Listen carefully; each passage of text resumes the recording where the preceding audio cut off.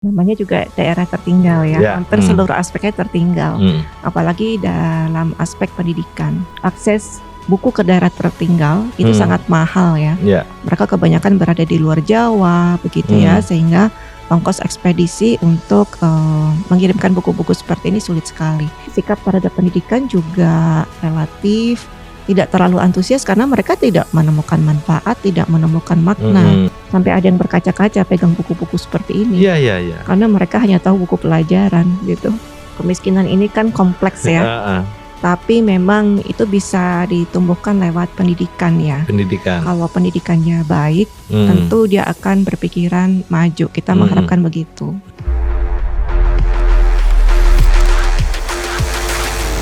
Halo sahabat OMB, obrolan lewat Bundar.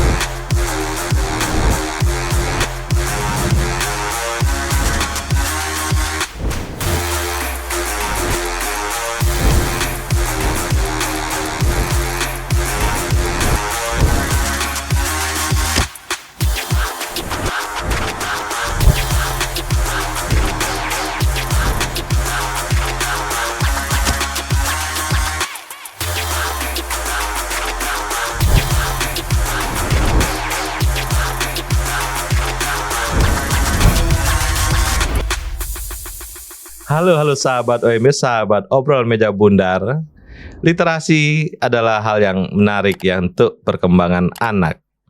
Namun penyebaran dan luasnya Indonesia ini menjadi sebuah PR besar bagi kita. Bagaimana literasi sampai ke pelosok-pelosok. Hari ini hadir Mbak Sofi Dewayani PhD.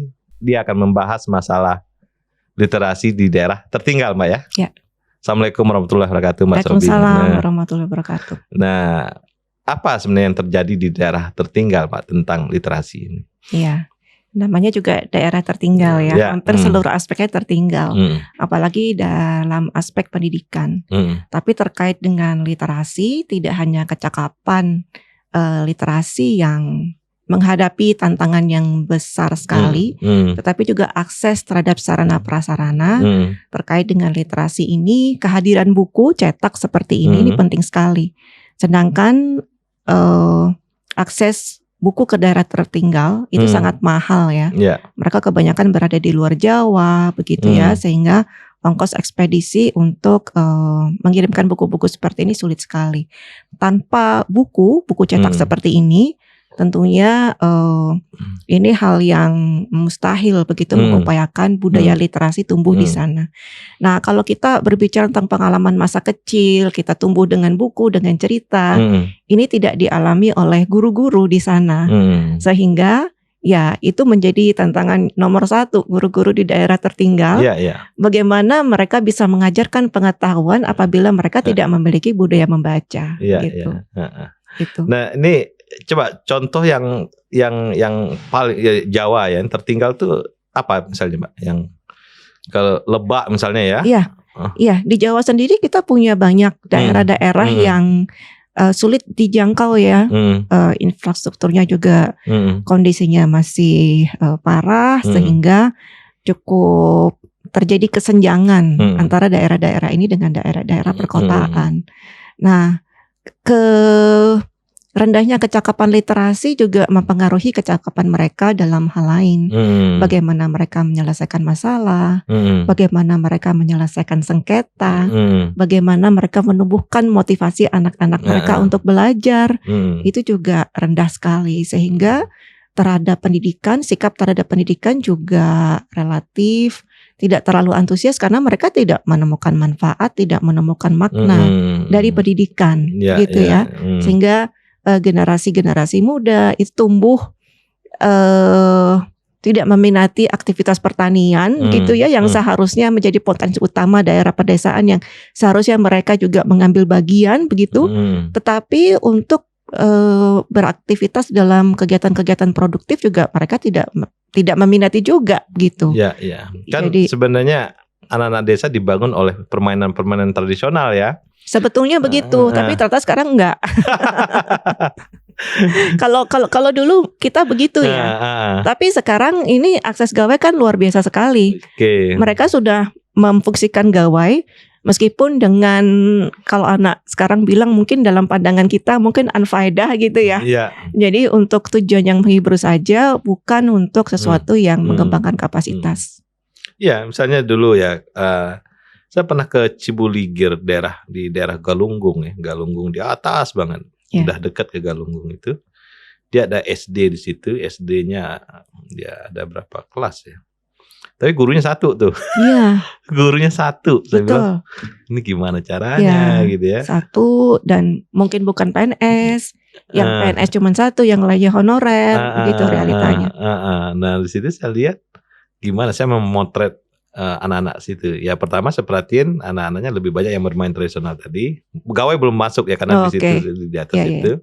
Kemudian saya perhatiin juga, apalagi yang bikin dia senang, main-main di sungai, main di hutan, main di itu juga. Iya, betul. Itu menyenangkan, main-main di kebun ya, itu menyenangkan mereka. Tetapi rata-rata anak-anak yang tidak punya akses ke pendidikan, itu dia antusias sama pendidikan. Oh. Ya kan? Iya, antusiasnya gimana? Misalnya kalau saya ke sana, saya bawa buku-buku macam-macam, buku-buku cerita anak, mereka antusias bacanya. Iya. Dan ada juga program di Tasikmalaya itu yang buku keliling itu loh, yang pakai motor gitu. Pustaka keliling ya. Itu sangat ditunggu-tunggu loh sama mereka. Sebagai keantusiasan karena ya mereka udah main itu, sekarang yang belum mereka tuh ya baca buku itu. Saya kira menarik tuh. Iya. Kami di Litara kebetulan mendampingi juga sekolah-sekolah di daerah perbatasan ya. Kabupaten Malinau di Kalimantan Utara. Malinau malah ya? Betul, Kabupaten Bulungan. Dan kami baru mulai pendampingan di Pulau Sebatik, di Kabupaten Nunukan. Juga di Nunukan juga. Mbak pernah ke Malinau? Pernah.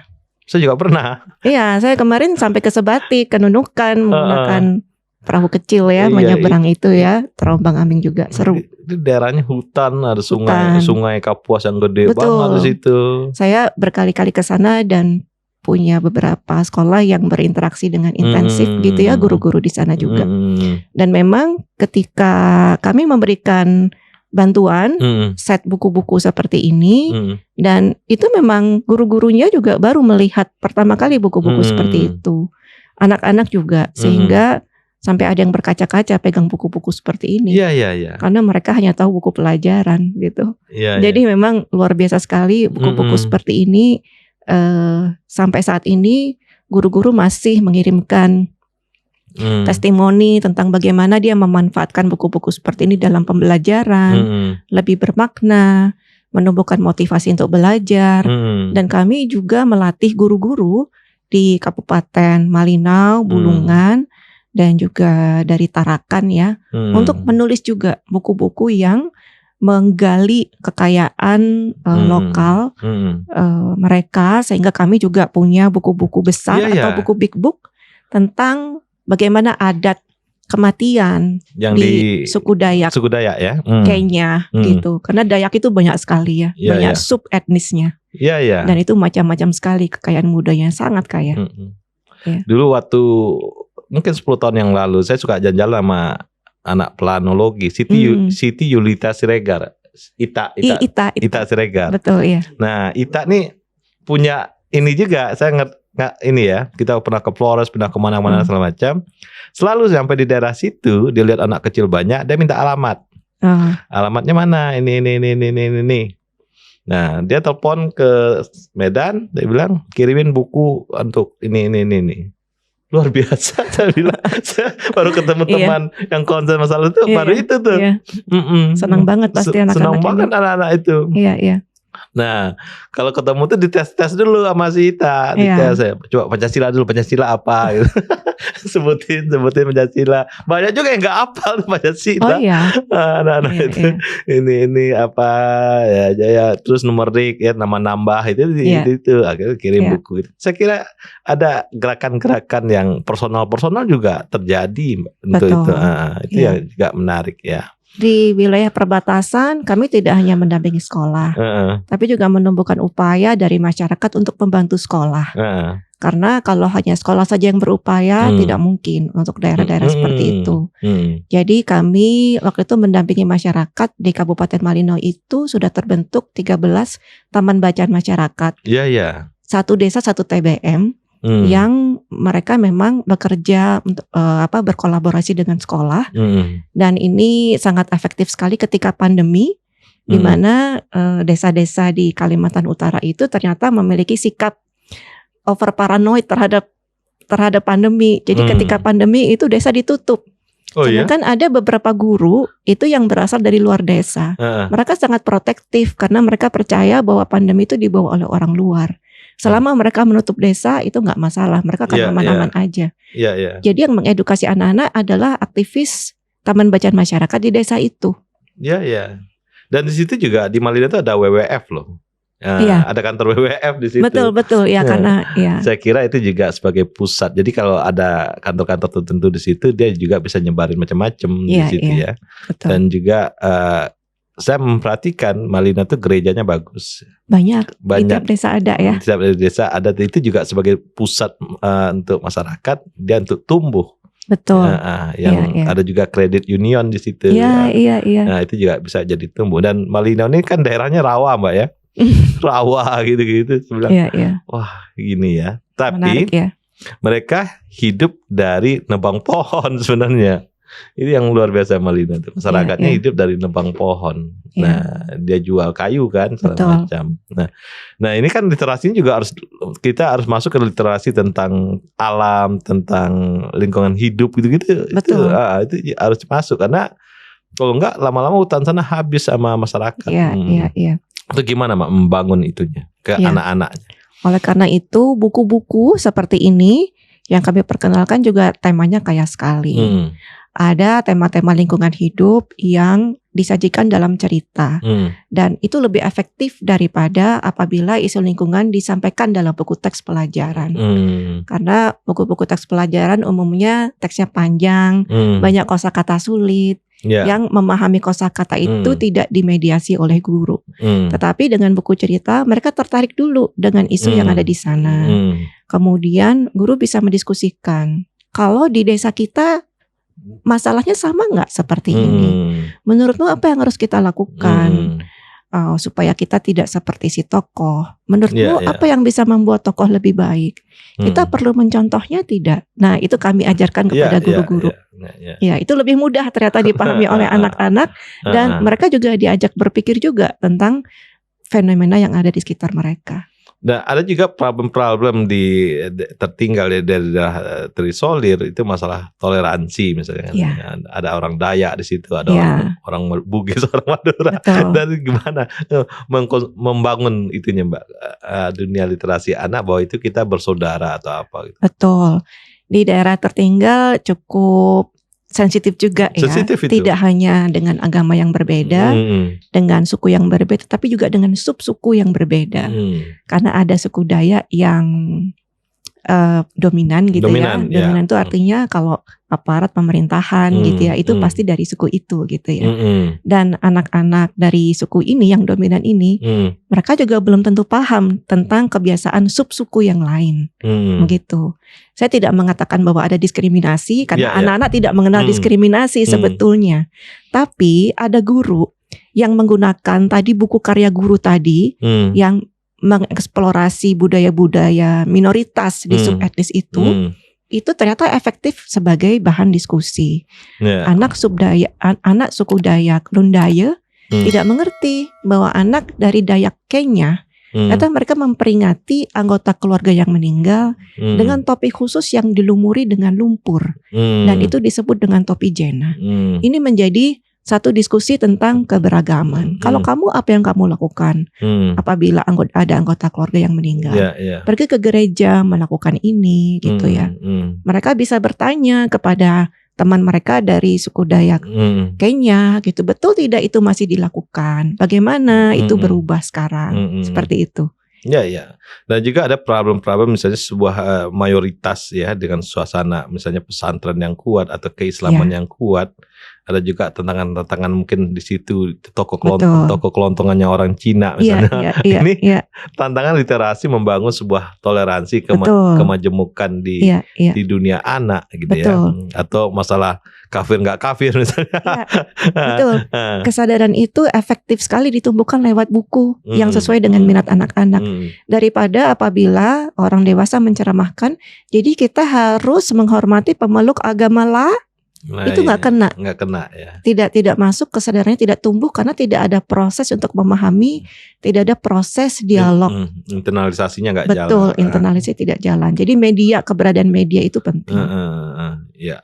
Kayak yang di Malino itu kan ada masjid gede sekali situ ya. Di kota ya. Di kota itu dan bukan masjid orang Dayak sih, orang Jawa yang bikin masjid sih. Pendatang terkonsentrasi di perkotaan. Di perkotaan kan. Kita lihat kok masjidnya gede banget gitu ya. Luar biasa itu. Saya lihat orang-orang Dayaknya di desa-desa. Nah, ini kadang-kadang gap-gap kayak ini sebenarnya memberikan peluang untuk konflik sosial kan sebenarnya ya. Nah, itu bisa diredam lewat literasi-literasi. Betul. Ya. Dan persoalan lain yang kuat di sana adalah ya, tadi masalah kemajemukan, masalah lingkungan, juga masalah kemiskinan. Itu gimana menceritakannya, Pak? Ya. Kemiskinan ini kan kompleks ya, tapi memang itu bisa ditumbuhkan lewat pendidikan ya. Kalau pendidikannya baik, tentu dia akan berpikiran maju. Kita mengharapkan begitu. Nah, masalahnya memang pragmatisme kalangan tidak hanya di Malinau, tapi juga daerah lain yang terpencil adalah bahwa pendidikan tidak memberikan mereka hasil yang instan. Ada semacam pragmatisme bahwa saya udah jauh-jauh ngirimin anak sekolah di Jogja misalnya, sampai sekarang susah dapat pekerjaan. Buat mereka lebih realistis apabila mereka beladang itu ladang mereka kan di kaki gunung, di lereng gunung yang jauh dari tempat tinggal mereka, sehingga mereka punya dangau atau gubuk di ladang itu. Kalau mereka ke ladang itu bisa 1 minggu 2 minggu di sana dan anak-anak dibawa tidak sekolah. Itu keputusan yang mudah diambil karena itu lebih instan. Hasilnya mereka bisa hitung, mereka bisa perkirakan daripada sekolah yang tidak secepat itu hasilnya mereka dapatkan. Seperti itu. Itu kan mendobrak budaya. Tantangannya itu luar biasa sekali. Ya. Tantangannya luar biasa sekali. Tapi kita berharap dari sedikit kalangan muda yang baru datang dari Jogja, sekolah di Pulau Jawa atau dari Tarakan ke sana dan menjadi agen perubahan, karena bukan kita orang luar yang menumbuhkan bahwa pendidikan itu penting, tapi anak-anak muda ini yang menjadi figur teladan bagi tetua-tetua di sana, menyampaikan, mengkampanyekan dengan bahasa mereka, mengajari anak-anak. Dan ini sudah kami lakukan, mendampingi sekelompok anak muda membentuk forum. Dan forum ini terus kami support gitu, kami berikan funding dari luar gitu sehingga orang tua dalam waktu yang panjang mereka bisa melihat, oh iya anak saya setelah bisa membaca, dia suka ke sekolah, tidak saya suruh-suruh lagi. Kalau saya ajak beladang, kadang-kadang mereka yang memilih untuk saya ke sekolah saja. Buat mereka itu perubahan mungkin sepele bagi kita, tapi itu perubahan paradigma bagi mereka gitu. Ya, saya pingin juga teman-teman Dayak ya, kelompok etnik Dayak nih kayak orang Batak. Orang Batak kan sebenarnya perubahan sosial dari orang Batak sebenarnya sih sekolah minggu gereja itu merubah banyak. Di sekolah minggu itu membuat orang Batak sekolah kemana-mana segala macam dengan semangat tinggi. Tapi walaupun saya melihat suku Dayak belum begitu tuh, belum sampai titik itu dia untuk sekolah misalnya atau segala macam. Nah saya kira keagamaan atau institusi agama itu juga hal yang mendasar ya, bisa merubah masyarakat.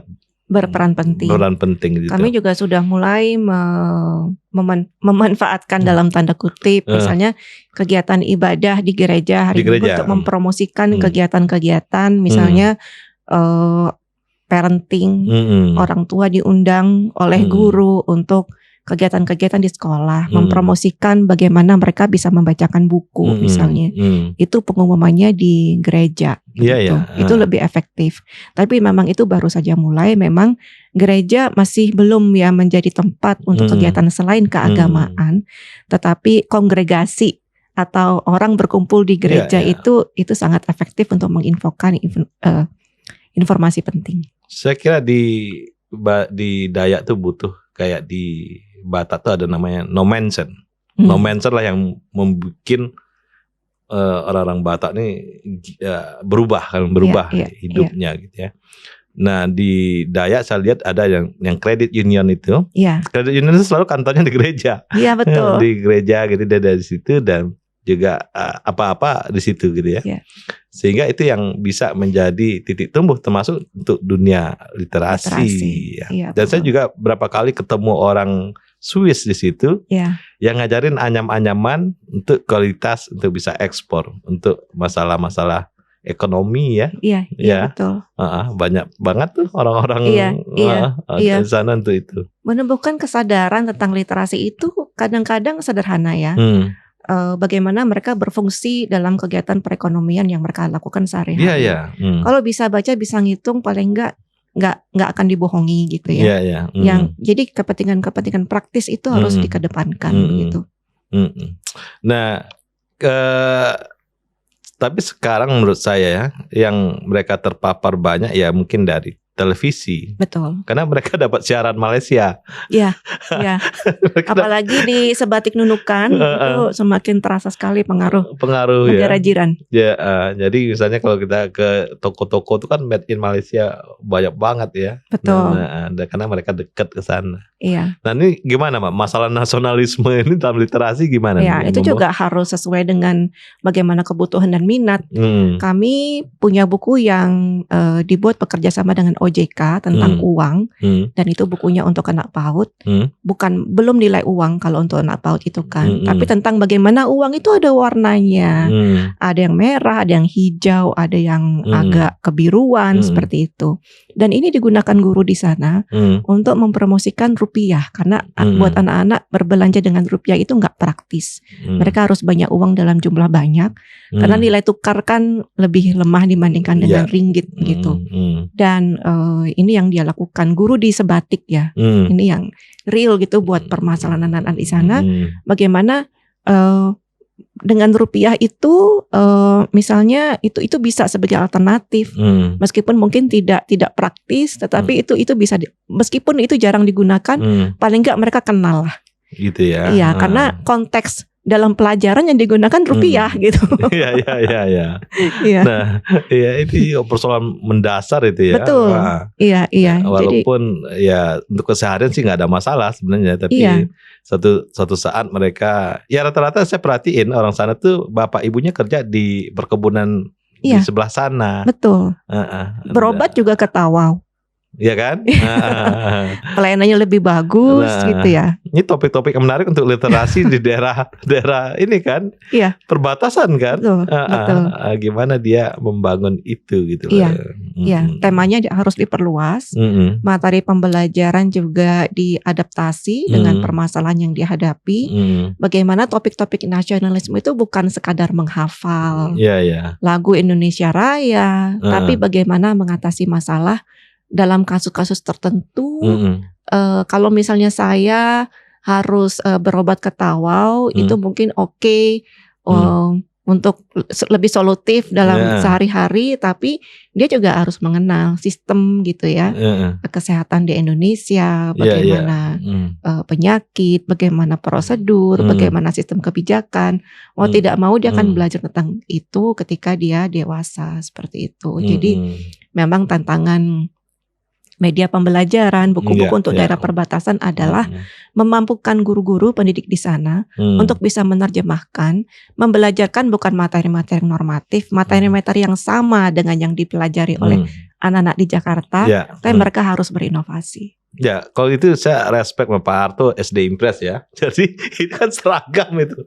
Ya, mau dari mana apa itu jadi seragam. Dulu saya ingat benar ada cita-cita di Lembang gitu, daerah Cibodas gitu. Bagaimana orang lulusan dulu SPG namanya. SPG itu ditaruh di daerah yang jauh banget, tapi dibantu oleh Pak Harto untuk dia ditaruh di situ sebagai guru gitu ya. Nah, sekarang saya lihat tadi yang Galunggung itu, saya nggak ngelihat tuh spiritnya Pak Harto untuk SD Impress gitu ya, untuk masuk situ. Dan juga ada yang pemenang Nobel, kan pemenang Nobel yang menceritakan bagaimana pendidikan yang dibangun Pak Harto itu memberi efek kepada ekonomi kan. Nah itu terjadi gitu. Jadi visi itunya ada. Saya kira itu juga harus di dunia literasi visinya juga begitu. Dia kualitas pendidikan terus seragam, nggak boleh ini. Ya termasuk di sekolah-sekolah publik ya di Amerika atau di mana di Eropa itu kan seragam ya. Nah problem kita nggak seragamnya, itu yang problem. Sarana prasarana harus dibuat standar. Seperti perpustakaan sekolah itu menjadi kendala bagi SD. SD terutama itu rata-rata belum memiliki perpustakaan sekolah yang berupa ruangan tersendiri dan tenaga perpustakaan yang profesional ya. Ini sekarang mau dirumuskan standarnya supaya memaksa SD untuk mengadakan itu gitu ya. Tapi ya ini bertahap, tahun ini juga akan diadakan lagi bantuan buku-buku seperti ini dan sosialisasi tentang buku non pelajaran itu juga terus dilakukan agar paling tidak kalau belum punya perpustakaan sekolah mengadakan dulu pojok baca. Ya, dan itu saat ini sedang dipromosikan secara gencar.